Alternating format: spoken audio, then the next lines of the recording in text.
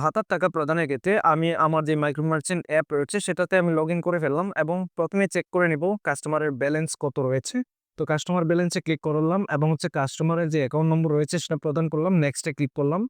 এখন এখানের মধ্যে দেখতে পাচ্ছেন অনেকগুলো অপশন রয়েছে। ফিঙ্গারপ্রিন্ট শুধুমাত্র বর্তমানে কাজ করতেছে, অন্যান্যগুলা বর্তমানে চালু নাই। তো আমি ফিঙ্গারপ্রিন্টে ক্লিক করব এবং ফিঙ্গার স্ক্যানার যেটা সেটা ইন করে নিব। ক্যাপচারে ক্লিক করব গ্রাহকের ফিঙ্গার স্ক্যানারের মধ্যে রেখে। তারপর এখানে সাবমিট লেখাটি চলে আসবে যখন ক্যাপচার করে ফেলবে। তারপর আমি সাবমিটে ক্লিক করে ফেলবো।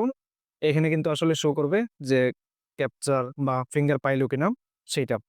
তো তখন সাবমিটে ক্লিক করতে হবে। সাবমিটে ক্লিক করার পর দেখতে পাচ্ছেন যদি মিল থাকে তাহলে কিন্তু ব্যালেন্সটা দেখিয়ে দিবে। এখানে ৳১৮০০ রয়েছে। এখন ক্যাশ পেমেন্টে ক্লিক করব। মানে টাকাটা উইথড্র করার জন্য আরকি। তারপর অ্যাকাউন্ট নাম্বারটা দিয়ে দিব। তারপর নেক্সট এ ক্লিক করব।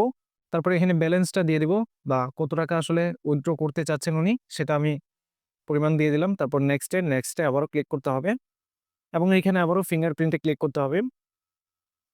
তারপর ক্যাপচারে ক্লিক করতে হবে। অর্থাৎ ভেরিফিকেশনের সিস্টেমটা শুধুমাত্র ফিঙ্গারপ্রিন্ট বর্তমানে চালু রয়েছে আউটের ক্ষেত্রে আরকি বা উইথড্রর ক্ষেত্রে এবং চেকের ক্ষেত্রে। তো ক্যাপচারে ক্লিক করলাম, সাবমিটে ক্লিক করব। এখন কিন্তু উইথড্র হয়ে গেছে। তারপর উনার টাকাটা উনাকে বুঝিয়ে দিলাম এবং উনার বইয়ের মধ্যে লেনদেনটা উল্লেখ করে রাখলাম।